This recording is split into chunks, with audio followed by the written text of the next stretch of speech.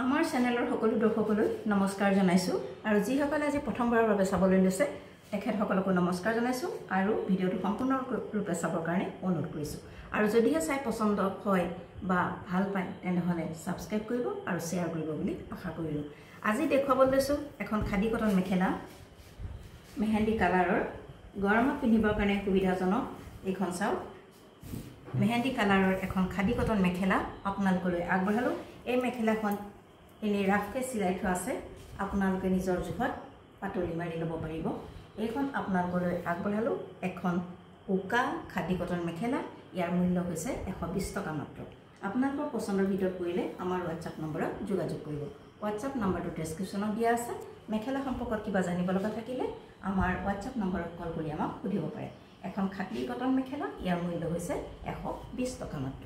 পছন্দৰ ভিতৰত পৰিলে আমাৰ লগত যোগাযোগ কৰিব।